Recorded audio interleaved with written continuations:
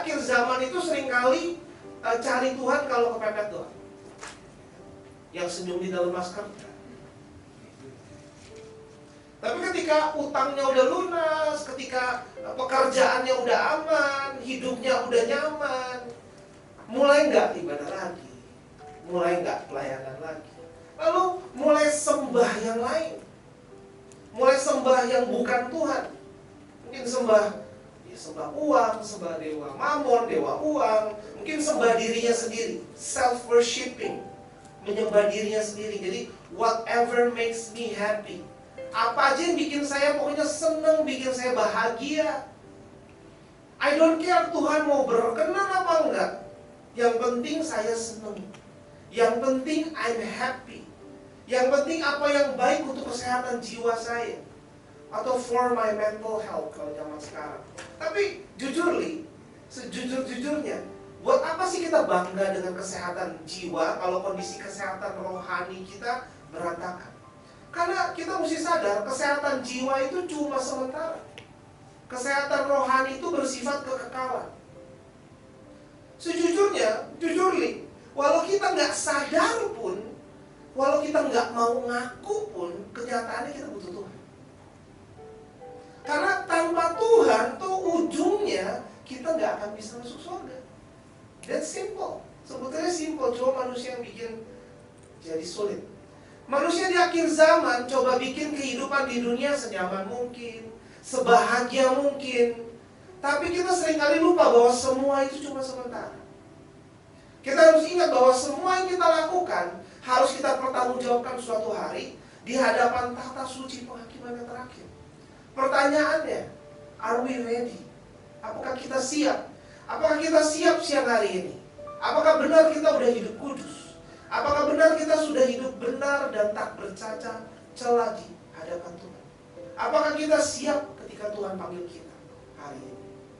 Mari kita baca firman Tuhan di Mazmur 127 ayat yang pertama. Yuk. 3, 4. Kita betul sebentar. Mazmur 127 ayat 1. Iya, boleh dibuka gadgetnya masing-masing sambil menunggu. Mazmur 127 ayat 1. Oke, 3, 4. Nyanyian ziarah Salomo, jikalau bukan Tuhan yang membangun rumah, sia-sialah usaha orang yang membangunnya. Jikalau bukan Tuhan yang mengawal kota, sia-sialah pengawal berjaga-jaga. Nah, manusia di zaman akhir coba membangun karirnya, coba membangun bisnisnya dengan kekuatannya sendiri, merasa nggak butuh Tuhan. Tapi coba andalkan skill dan kepintaran sendiri. Mungkin jilat ya bos kiri kanan, sikut kiri kanan, bohong kiri kanan, tipu kiri kanan, hidup dalam dosa. Tapi ingat, sadarlah, jikalau bukan Tuhan yang membangun rumah, sia-sialah usaha yang membangun.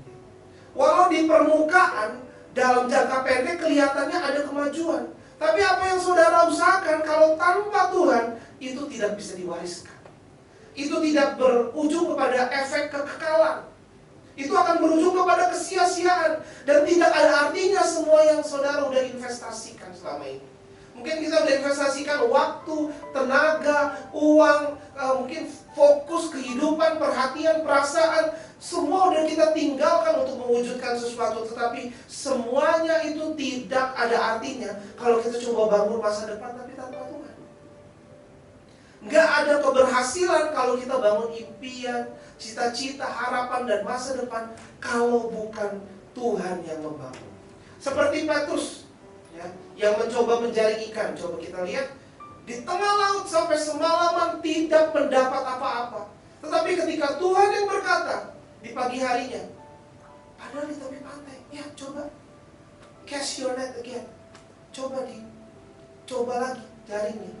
Tapi ikan yang didapat sangatlah banyak, sampai jaring pun gak lagi mampu menampung berkat dari Tuhan yang terlampau banyak.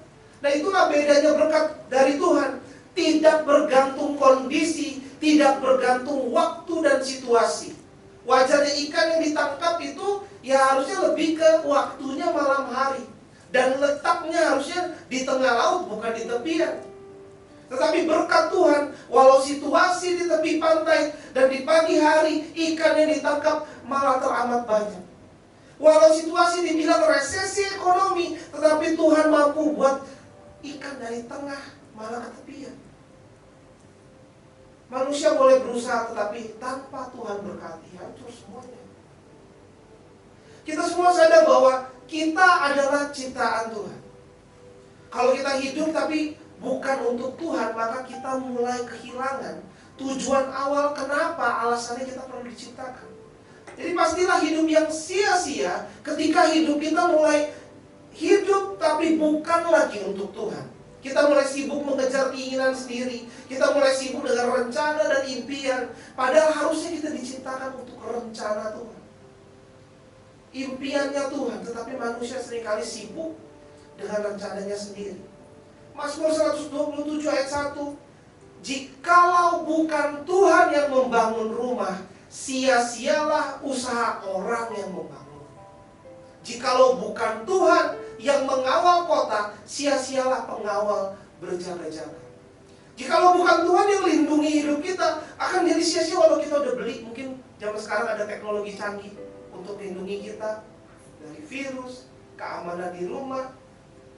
Tapi kita udah habisin banyak uang untuk lindungi kesehatan kita, tapi jadi sia-sia kalau kehidupan yang dilindungi kesehatannya itu adalah kehidupan yang menuju kepada kebinasaan.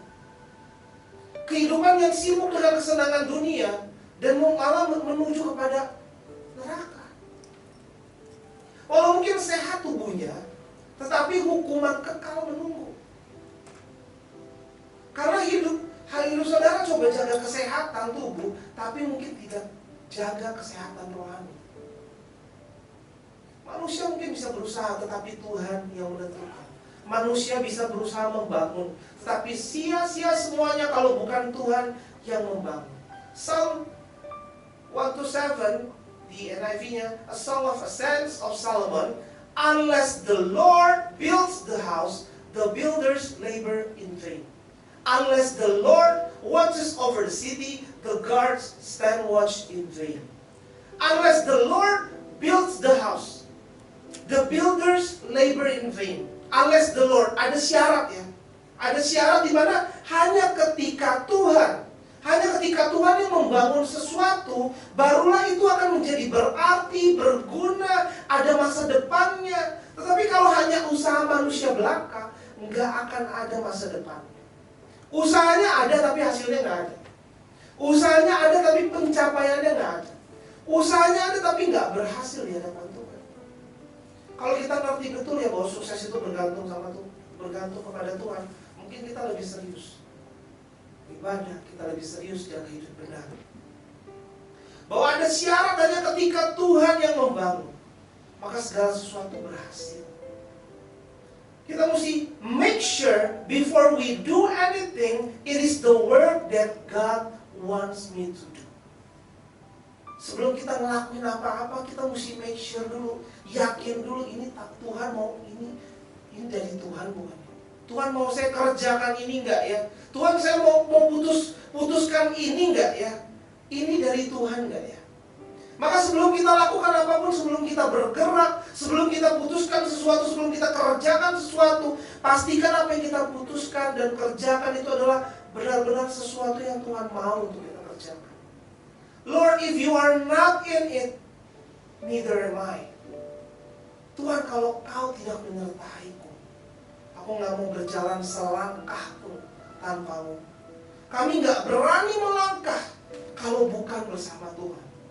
Kita harus punya attitude kayak gitu.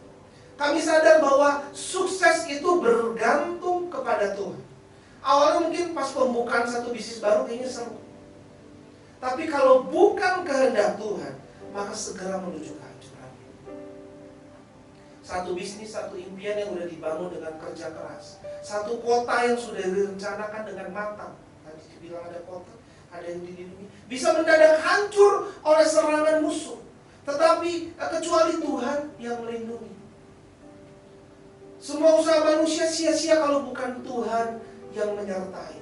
Itu kata Raja Daud dengan segala kemegahannya. Dia sadar bahwa usaha seorang raja pun sia-sia Namanya raja membangun pasti membangun sesuatu yang berkualitas, yang terencana. Tapi seorang raja yang berpengalaman membangun banyak hal di hidupnya, dia berkata bahwa kalau kita yang bangun tapi bukan Tuhan yang bangun, itu kan sia-sia. Tapi manusia akhir zaman seringkali kerja ya kerja aja lah, karir ya karir aja, bisnis ya bisnis aja, dengan kepintaran sendiri, dengan kekuatan sendiri, dengan pengalaman sendiri. Mungkin bermodalkan apa kata teman, bermodalkan webinar bisnis, atau mungkin bermodalkan apa yang lagi viral. Tetapi kita nggak mau libatkan Tuhan, nggak mau andalkan Tuhan, sampai suatu waktu ada masalah, dimana mungkin dokter udah angkat tangan, mungkin dimana negara pun udah angkat tangan, katanya resesi dunia. Mungkin ada peraturan pemerintah yang berubah sehingga akhirnya bisnismu harus tutup. Di titik itu apakah kita baru berdoa? Harusnya ketika kita mau melangkah, Tuhan berkenan gak ya? Apakah Tuhan mau gak ya? Kalau Tuhan di posisi saya, apa yang Tuhan Yesus lakukan ya? Oh, gimana cari tahunya ya? Baca firman Tuhan, Kejadian sampai Wahyu. Kita tahu how the man of God make their decision. Kita bisa libatkan pendapat para pakar ekonomi, kita bisa libatkan para pakar bisnis, pendapat para mungkin pakar investasi untuk pengambilan keputusan. Tapi kenapa kita nggak peduli pendapat pencipta alam semesta? Seringkali kita nggak mau tanya Tuhan, kita nggak ngobrol sama Tuhan, kita nggak berdoa. Tetapi ketika sesuatu masalah terjadi, kita baru pasang status, where is God? Di mana Tuhan?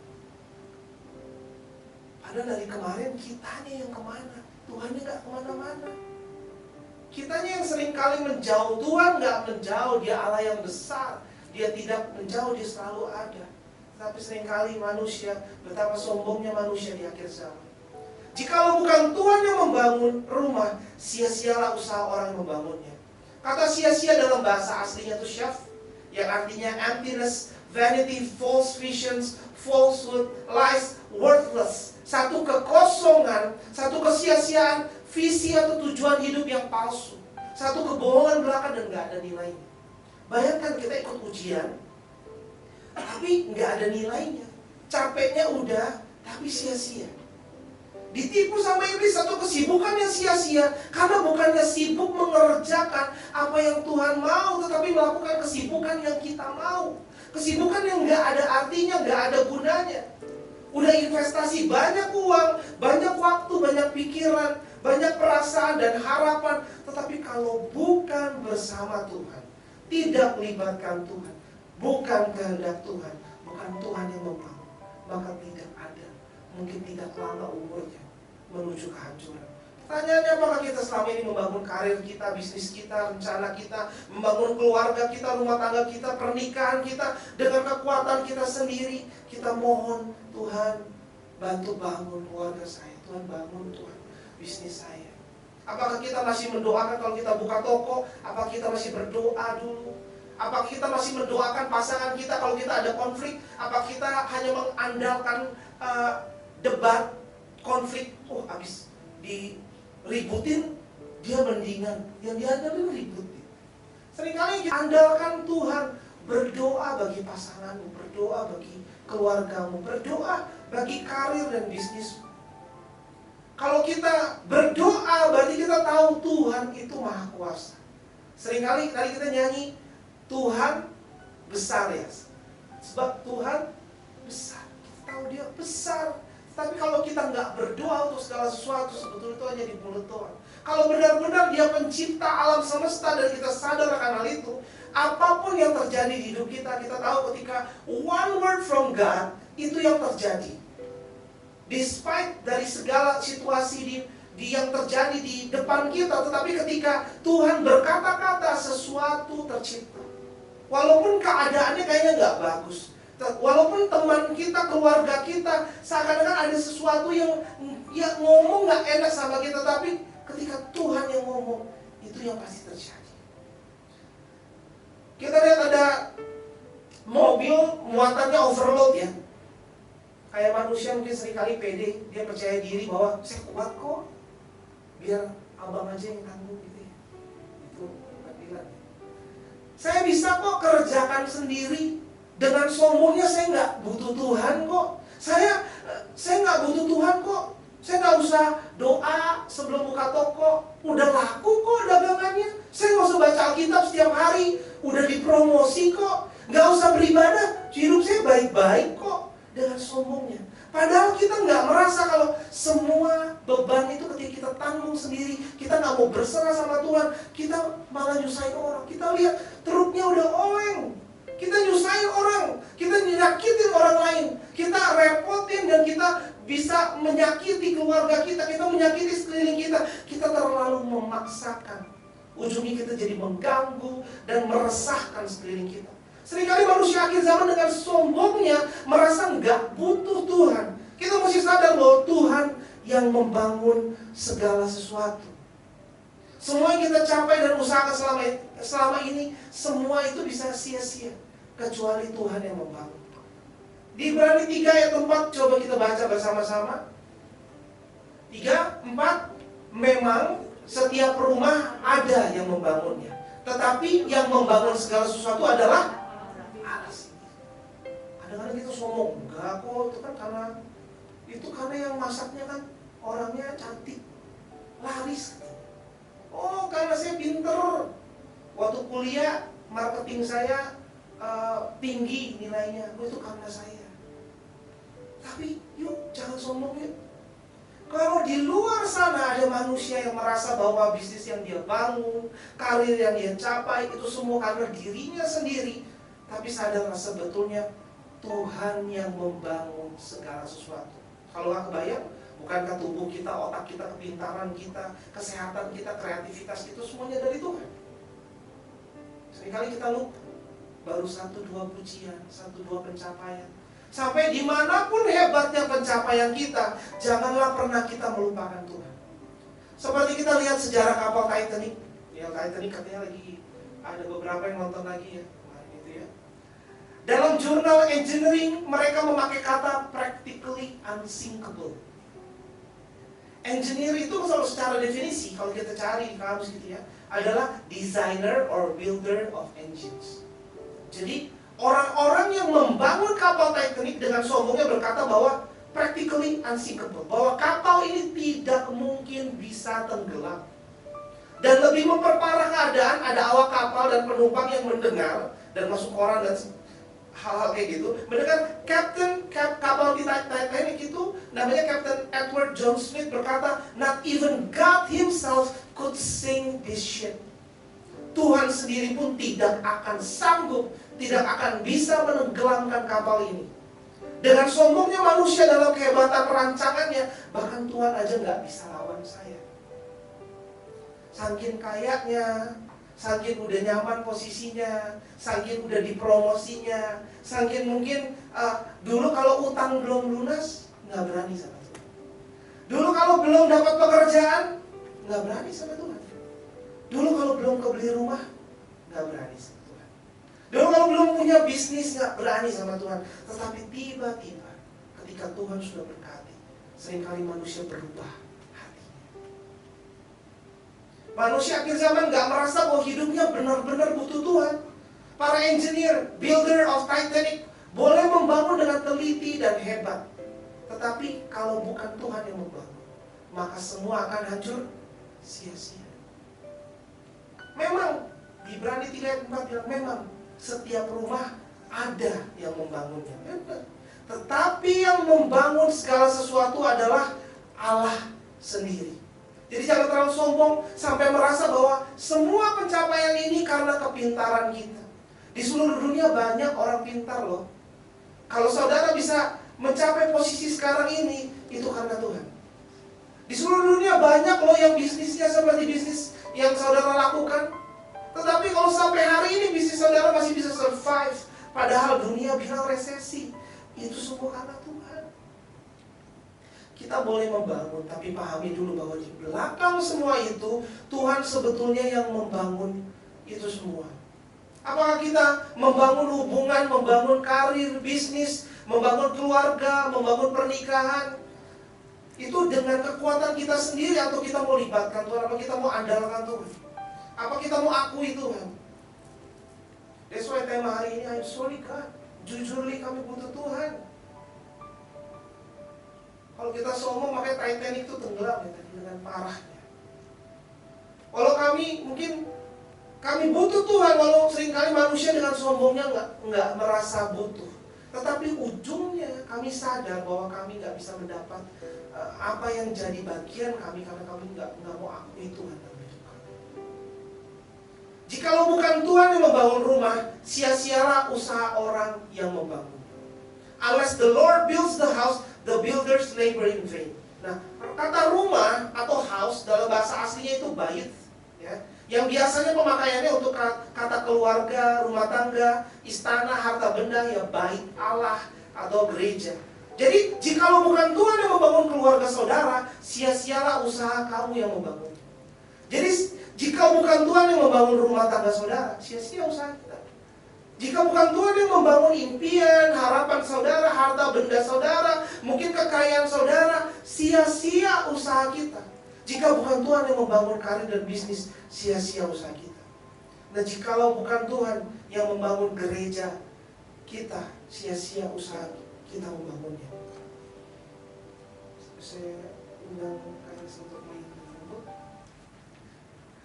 Nah, rumah dalam bahasa aslinya, bait juga bicara bait Allah atau rumah Tuhan. Nah, banyak dari kita suka liburan ya, kita suka traveling, ya kan?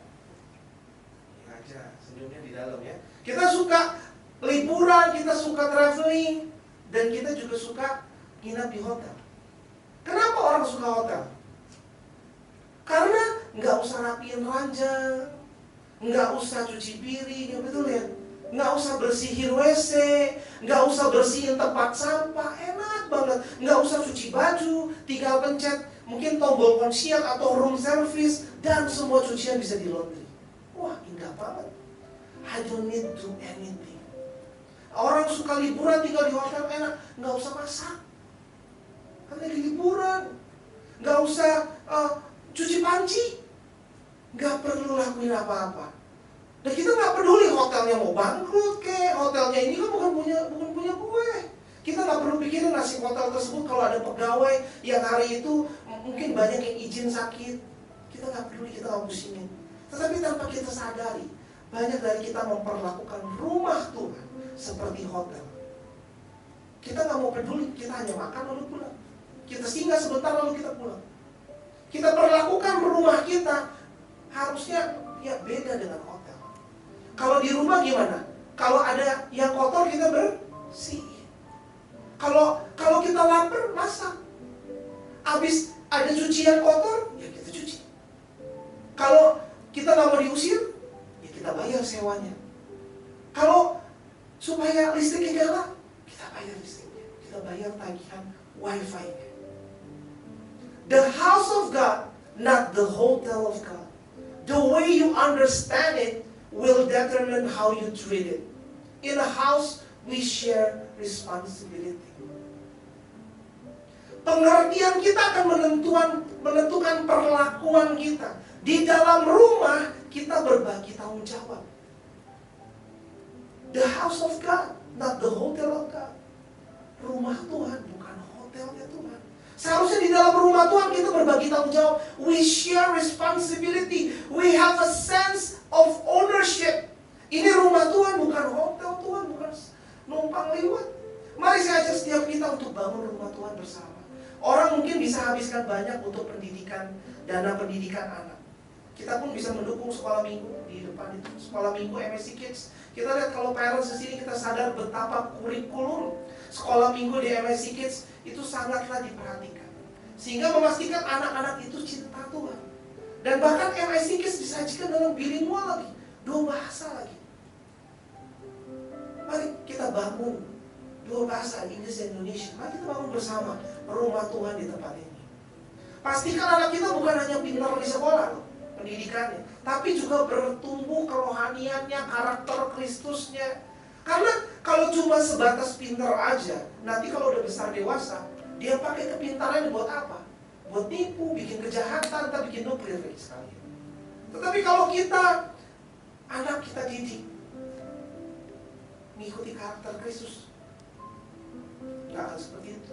Nah, libatkan Tuhan bahkan dalam pendidikan anak. Sisi rohaninya kita jangan lupa. Kadang-kadang kita pendidikan tok, tapi pendidikan rohani kita nggak peduli. Ajak ke MSC Kids ya, para parents dan semua yang ada di rumah, ajak. Dalam rumah Tuhan kita jadi bagian dalam setiap hal yang kita pikir mungkin perlu dibangun. Kalau ada yang kurang, berarti bagian kita untuk bangun hal tersebut. Kalau kita mungkin, beberapa dari kita ya, mungkin nggak semuanya ada yang rajin ke mall. Nah, kita belanjakan uang kita di mall, maka mallnya tetap survive di masa resesi. Nah, saya mengajak kita semua, kita rajinnya ibadah. Ayo rajin pelayanan. Bahkan kita berikan persembahan dan persekutuan. Kita mau jadi bagian dari membangun rumah Tuhan. Dan kenyataannya, kita mungkin butuh bantuan dalam melayani sekolah minggu. Kita butuh bantuan dalam pelayanan di video recording, video editing, video streaming, berdoa, dan ada spot untuk melayani tersedia. Dan ketika kita melayani Tuhan, kita tahu ya, kita diubahkan. Perspektif hidup kita bukan hanya saya, aku, dan diriku. Me, myself, and I. Tetapi apa yang Tuhan butuhkan, apa yang jemaat butuhkan. Kita nggak jadi orang egois. Sekali, pasangan aku egois, ya mungkin jarang melayani, ya mungkin jarang mendoakan orang lain. Kali kita nggak mau say yes. Kita grogi pas dikasih kesempatan sharing, grogi pas pimpin komsel. Padahal ketika kita melayani Tuhan, kita bertumbuh dan orang lain seringkali diberkati karena we say yes. Makanya di tempat ini seringkali di jadwal baca ayat di sebelum ibadah dan dilibatkan dalam setiap suruh sharing. Kadang-kadang di tengah minggu kita ada ibadah by Zoom dan pakai online. Kita seringkali libatkan untuk jemaat berkhotbah event. Why? Karena seringkali ketika kita belajar itu lebih banyak ketika kita mengajar. Ketika kita melayani di situ, kita lebih merasakan hal-hal yang kita mungkin cuma dengar tapi kita nggak praktek. Nah, ada surat saya mau bacakan surat berikut ini, ditulis oleh seorang pemuda penganut komunis kepada pacarnya. Surat cinta. Tujuannya ialah memutuskan hubungan mereka karena ia ingin mengabdi kepada paham komunis. Surat tersebut diberikan kepada pendeta sang pacar. Nah, pendeta itu mengirimkan itu kepada Dr. Billy Graham yang kemudian membuatnya menjadi viral. Saya bacakan ya suratnya. Kami para penganut paham komunis menghadapi resiko besar menjadi korban. Orang-orang seperti kami ditembak, digantung, dicemoohkan, dipecat dari pekerjaan, diperlakukan dengan bermacam cara agar merasa tidak nyaman dan tidak aman. Beberapa di antara kami dibunuh atau dipenjarakan. Kami benar-benar hidup dalam kemiskinan. Kami memberikan setiap sen yang ada pada kami kepada partai dan hanya menyisakan apa yang benar-benar kami perlukan untuk tetap dapat hidup. Kami para penganut komunis tidak punya waktu dan uang untuk pergi ke bioskop, menghadiri konser, makan makanan mewah, membeli rumah layak huni, atau membeli mobil baru. Kami selalu digambarkan sebagai orang fanatik. Ya, kami memang fanatik. Kehidupan kami didominasi oleh sebuah faktor yang besar dan melebihi segalanya. Berjuang demi menjadikan seluruh dunia ini komunis. Kami mempunyai filsafat kehidupan yang tidak dapat dibeli dengan uang. Berapapun banyaknya kami mempunyai sasaran untuk diperjuangkan sebuah tujuan yang pasti dalam hidup. Kami menundukkan diri kami sendiri yang kecil dan hina ke dalam kegerakan kemanusiaan yang besar. Kalaupun kehidupan pribadi kami tampak sulit atau kami tampak menderita karena penyerahan diri kami kepada partai, ada imbalan yang memadai, yaitu keyakinan bahwa kami masing-masing dalam taraf kecil ikut memberikan sumbangsih pada sesuatu yang baru, yang benar, dan lebih baik bagi umat manusia. Ini lagi mutusin pacar ya.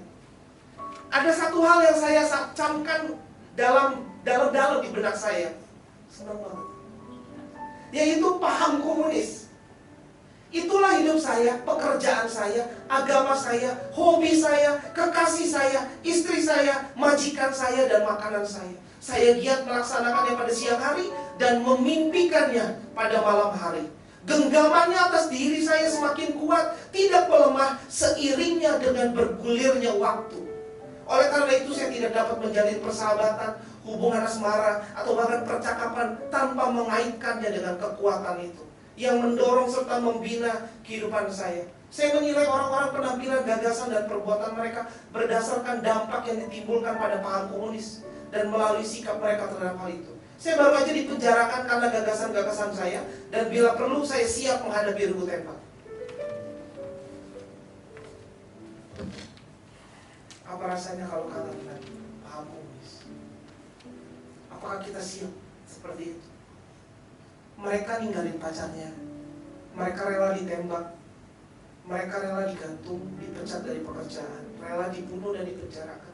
Dan katanya kami benar-benar hidup dalam kemiskinan. Kami memberikan setiap sen yang ada pada kami kepada partai dan hanya menyisakan apa yang benar-benar kami perlukan untuk tetap bertahan hidup. Tapi berapa banyak anak Tuhan bertahun-tahun pergi ke gereja, tapi menolak menjadi dewasa rohani, menolak menjadi murid Kristus. Apakah kita benar mencintai Tuhan? Tuhan Yesus bertanya, gembalakanlah domba-domba. Apa kita benar mencintai Tuhan dan jadi murid Kristus ketika penganut komunis rela dibunuh, dipenjarakan, dan benar-benar hidup dalam kemiskinan dan memberikan setiap sen yang mereka miliki, tapi anak Tuhan malah sibuk nyembah mamon, nyembah uang, dan self-worshiping. Yang penting impian saya tercapai, yang penting hidup saya enak. Impian Tuhan saya nggak mau tahu deh. Yang penting saya senang, yang penting uang saya aman. Selama ini kita ikut Tuhan, kita sebetulnya sadar bisnis kita bertumbuh, pernikahan kita dipulihkan, kita menemukan satu komunitas ilahi, kita merasakan damai. Yang tadinya ada keretakan keluarga, Tuhan pulihkan. Tetapi kenapa kita ninggalin Tuhan? Kenapa kita meninggalkan kasih mula-mula? Kita mulai malas ibadah, malas pelayanan. Mari ingatkan kembali kepada diri kita. Rumah Tuhan, bukan hotel Tuhan. Pengertian kita akan menentukan perlakuan kita di dalam rumah. Kita tuh berbagi tanggung jawab. In the house of God, not the hotel of God. The way you understand it will determine how you treat it. In a house, we share responsibility. Yakobus 2 ayat 17, demikian juga halnya dengan iman. Jika iman itu tidak disertai perbuatan, maka iman itu pada hakikatnya adalah mati. Tuhan yang bangun rumah, tetapi tugas kita untuk mengerjakan bagian kita, menjadi perpanjangan tangan Tuhan. Tuhan selalu memakai manusia untuk menyelesaikan rencananya. Apakah kita mau menjadi bagian rencana Tuhan? Ketika kita masih bayi, kita digantikan mungkin popoknya, disuapin makan, mungkin baju dicuciin, mungkin badan dimandiin. Tapi kita nggak selamanya baik.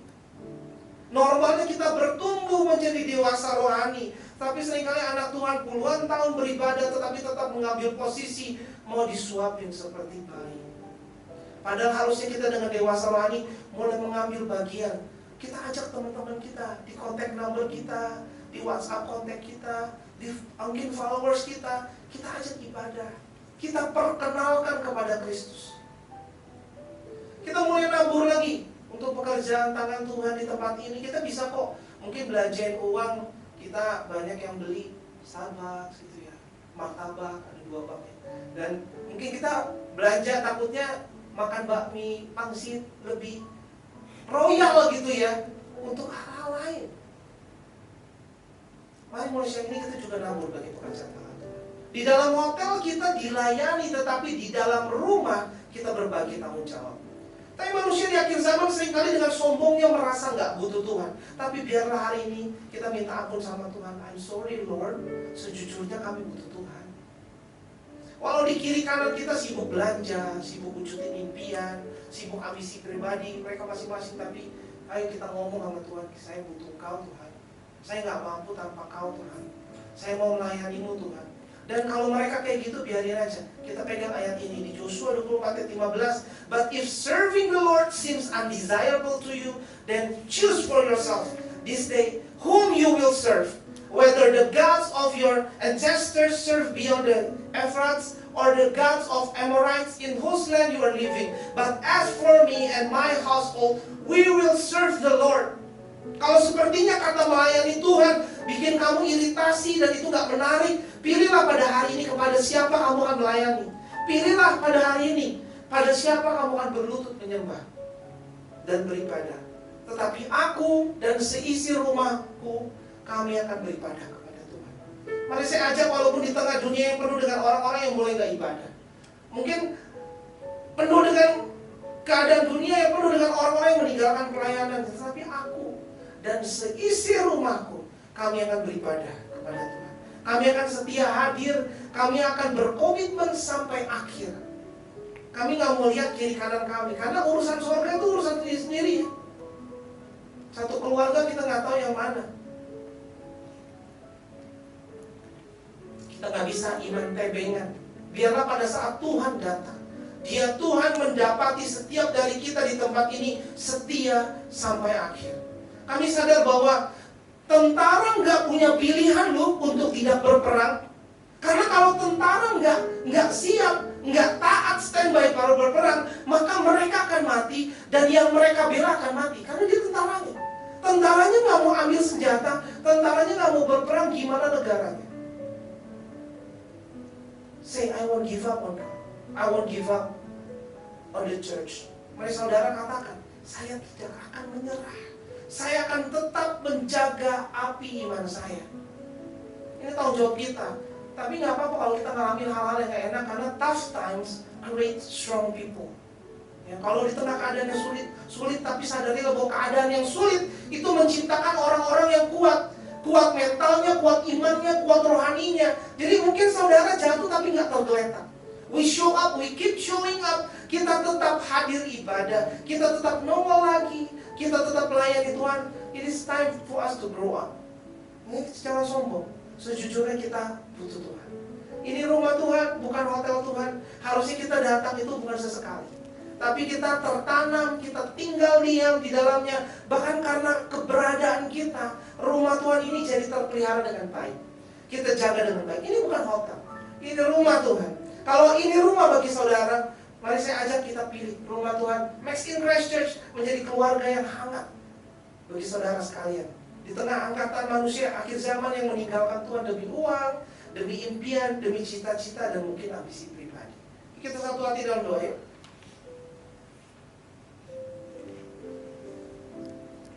Tuhan Yesus, kami mengucap syukur Tuhan. Tuhan, I'm sorry Lord, we are sorry Lord.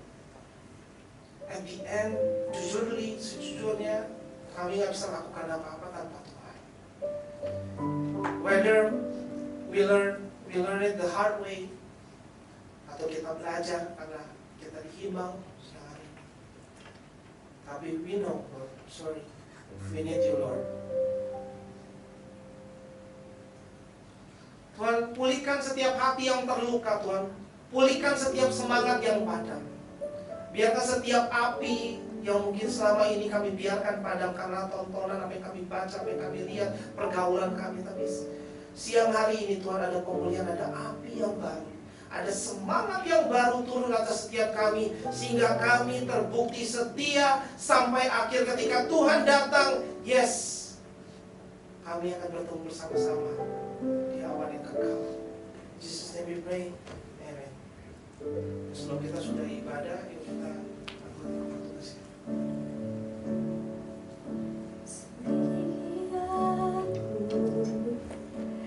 Lihat hatiku, kuat aku sungguh mengasihimu, Yesus, Kau yang Maha Tahu dan menilai hidupku. Tak ada yang tersembunyi bagimu. Selidiki aku, selidiki aku, lihat hati kami. Lihat hatiku, apakah aku sungguh mengasihimu, Yesus. Mari kita bangkit.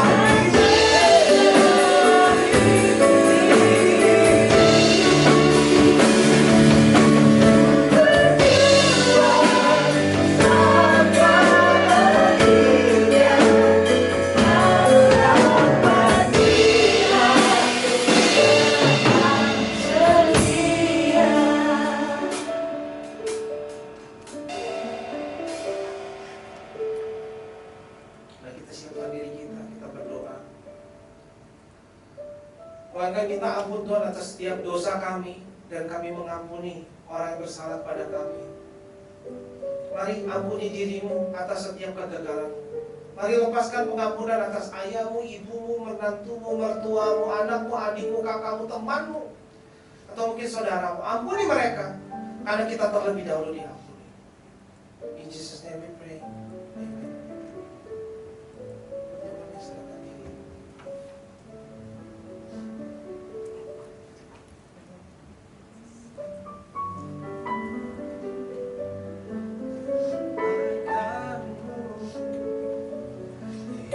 tak pernah habis di hidupku, berjuang sampai akhirnya, kau dapat dia, ku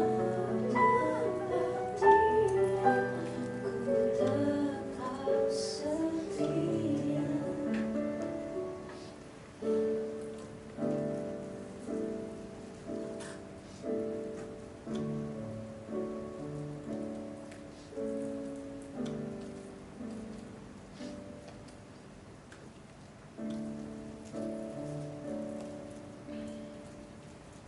Mari kita angkat tinggi roti yang sudah siap. Kita angkat tinggi roti di tangan kanan kita. Angkat setiap kali. Sebab apa yang telah kuteruskan kepadamu telah kuterima dari Tuhan, yaitu bahwa Tuhan Yesus pada malam waktu ia diserahkan mengambil roti dan sesudah itu ia mengucap syukur atasnya, ia memecah-mecahkannya dan berkata, inilah tubuhku yang diserahkan bagi kamu, perbuatlah ini menjadi peringatan akan aku. Saudara-saudara yang dikasihi Tuhan, bukankah roti yang kita pecah-pecahkan ini adalah persekutuan dengan tubuh Kristus? Mari kita makan kita tubuh Yesus.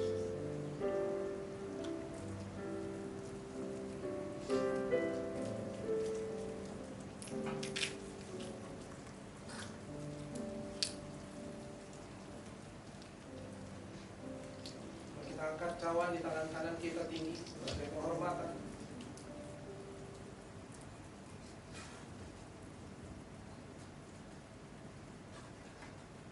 Demikian juga yang mengambil cawan sesudah makan lalu berkata, cawan ini adalah perjanjian baru yang dimeteraikan oleh darahku. Perbuatlah ini setiap kali kamu meminumnya menjadi peringatan akan aku.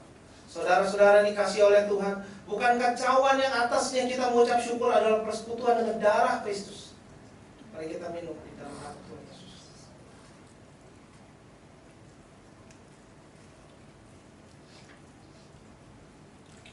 Ucapkan syukur kita. Thank you Jesus, thank you for the cross. Thank you for your forgiveness.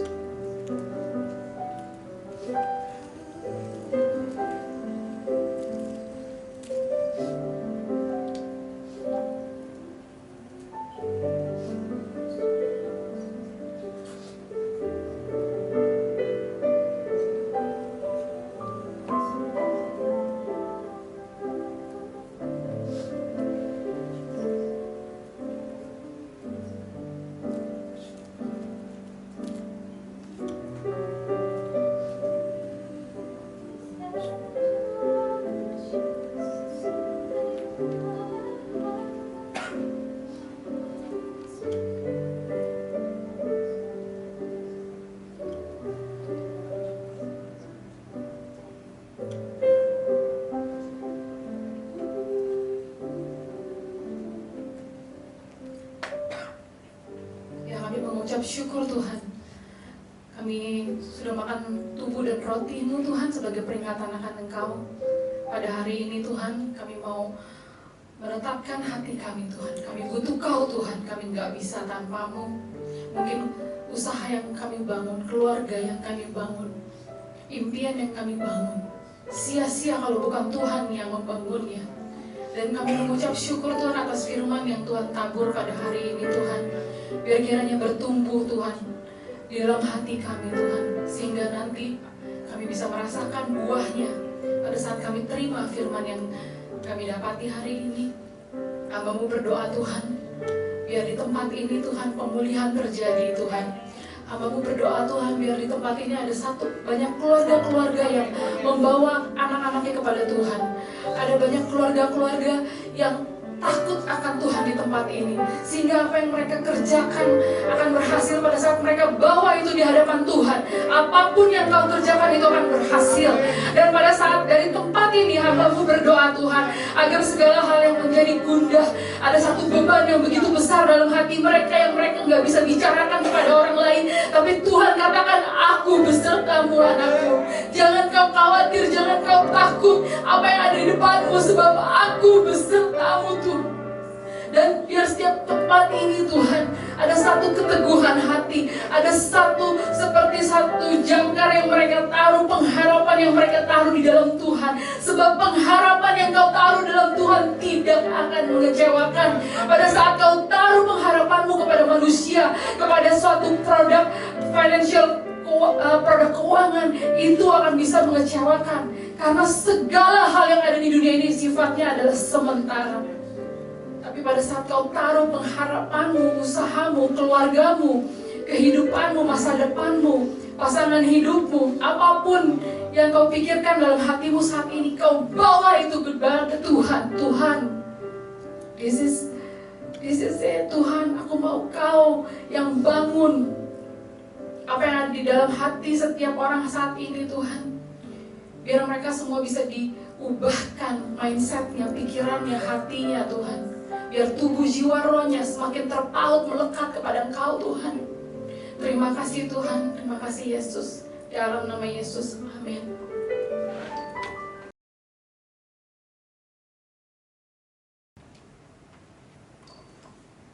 Silakan duduk. Sebentar kita akan mempersiapkan persembahan. Ya, kita mempersembahkan apa yang kita punya untuk kemuliaan nama Tuhan. Sebelum kita memberi, mari kita berdoa. Benar Bapa, kami perlu Engkau dalam segala hal, dalam setiap aspek kehidupan kami. Terima kasih untuk siang hari ini Bapa, Engkau mengingatkan kami kembali melalui firman-Mu yang disampaikan oleh Pastor Joshua pada siang hari ini, bahwa kami diingatkan kembali tentang kami harus mengandalkan Tuhan, karena Engkau yang membangun segala sesuatunya. Engkau yang menciptakan kami, Engkau yang membangun hidup kami Bapa. Engkau yang ada dalam setiap kejadian kehidupan kami. Terima kasih Bapa, Engkau berkati Pastor Joshua dalam kehidupannya. Apapun yang hamba-Mu ini lakukan, pekerjaannya, keluarganya, Engkau berkati. Biar dimanapun hamba-Mu ini berada Bapa, dia akan jadi berkat, kemuliaan-Mu semakin tercurah buat kehidupannya, dan hamba-Mu menjadi saksi untuk kemuliaan-Mu lebih lagi dinyatakan di sini Bapa, di Indonesia, di bangsa-bangsa. Terima kasih Yesus, terima kasih Bapa. Bila sebentar kami akan memberi, biar ini Bapak ajari terus kami untuk tetap setia dalam harta kami Bapak, pemberian kami, apa yang kami punya itu semuanya milik Engkau, dan kami mau memberi Bapak, kami mau mengembalikannya kepada Engkau untuk kemuliaan-Mu, untuk memperlebar kerajaan-Mu terutama di gereja kami. Terima kasih Yesus, kami siap untuk memberi hanya di dalam nama Tuhan Yesus Kristus. Haleluya, amin. Amin, selalu beri.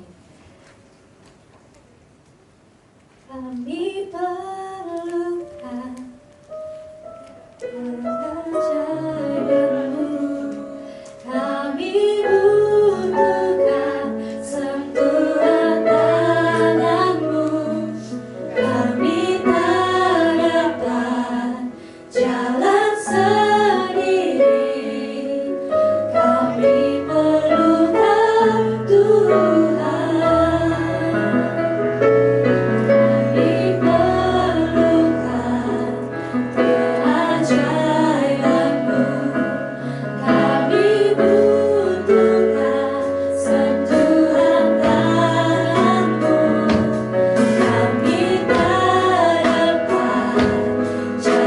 sendiri.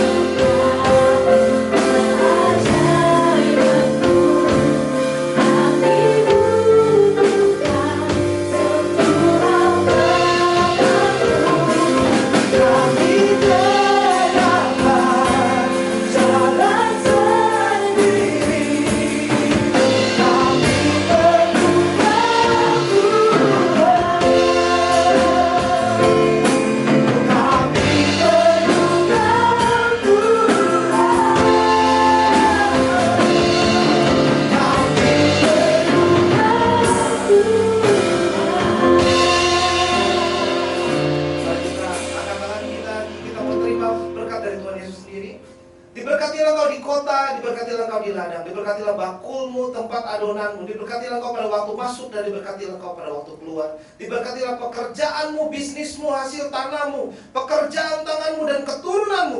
Diberkatilah benda kepemilikanmu dan tempat kediamanmu. Terimalah berkat dari Allah Bapa, Putra dan persekutuan yang manis dengan Roh Kudus yang memampukan kita menjadi pribadi yang maksimal di dalam Kristus. Mulai siang hari ini sampai kedatangan Tuhan Yesus yang kedua kali, semua yang telah menerima dan percaya bersama kita katakan Amin. amin. Selamat hari Minggu, Tuhan Yesus memberkati.